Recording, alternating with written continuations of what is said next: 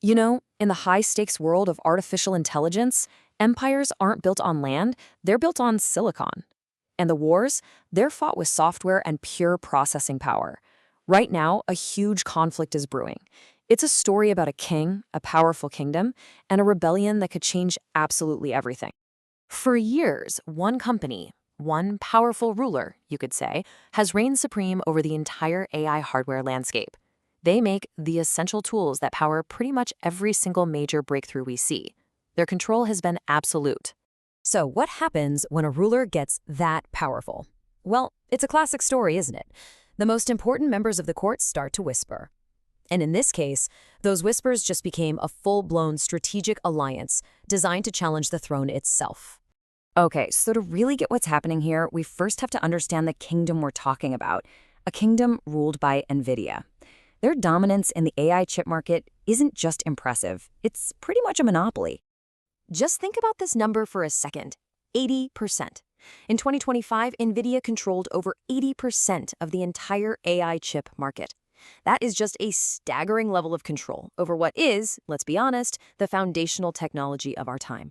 But here's the secret to their power. It's not just the chips themselves. It's their software, called CUDA.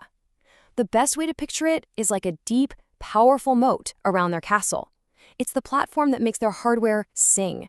And once developers are inside that moat, it's incredibly difficult for them to leave. And that powerful moat?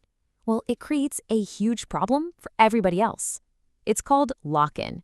And it means that while the king is safe and sound in his castle, the rest of the world is paying a really heavy price. Just try to imagine this. You've spent years building your entire AI infrastructure on this one specific set of tools. If you wanted to switch to a different hardware provider, you'd have to rewrite massive amounts of code, retrain your entire team. We're talking millions of dollars. It's a technical and financial nightmare that keeps everyone tied to Nvidia. And the ripple effects of this lock-in are just huge.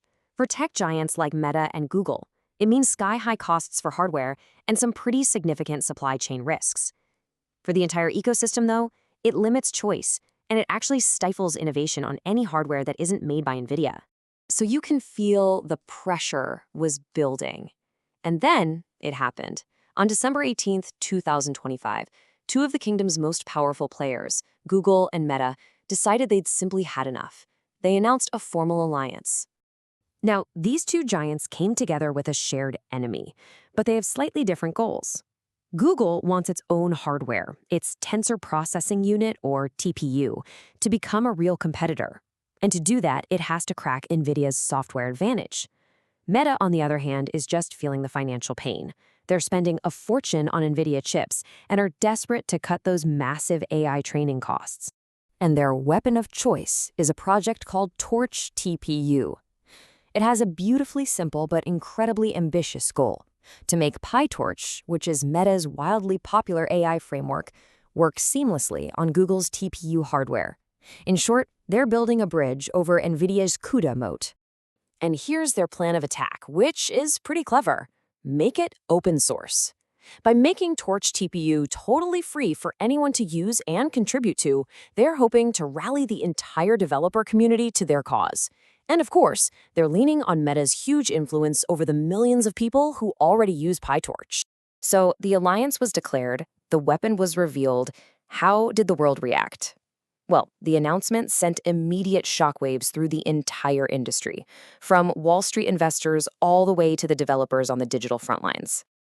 It started with a tremor. Nvidia's stock dropped about 2% right after the news broke. Now, that might not sound like a lot for a company that big, but it is a crystal clear signal that investors are taking this challenge very, very seriously. And what about the developers? The actual citizens of this AI kingdom? The reaction from them was overwhelmingly positive. Online discussions just lit up with excitement about the potential for lower costs, more choice, and a whole new wave of innovation.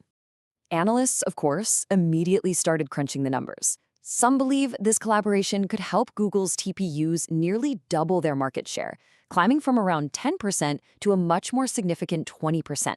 For developers, that means having a real choice for the first time in years. And for a company like Meta, the benefits are even more tangible. We're talking estimates that suggest switching more of their AI workloads to TPUs could cut their data center training costs by a massive 10 to 20%.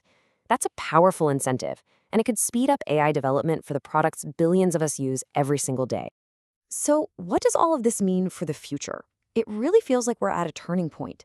This alliance isn't just about two companies, it's about a fundamental shift in the balance of power in the world of artificial intelligence. And the road ahead is already being paved. After the project was revealed in late 2025, we're expecting a beta version in early 2026. If it's successful, the years that follow could bring a much more competitive and diverse hardware landscape for AI. And that's really the big takeaway here. TorchTPU is more than just a project. It's a signal flare. It represents a powerful pushback against a single company monopoly and a huge bet on the power of open source collaboration to build the future. The reign of the undisputed king is being challenged. An alliance of powerful players has made its move. So the question we're all left with is this. In this new war for the future of AI, who will come out on top?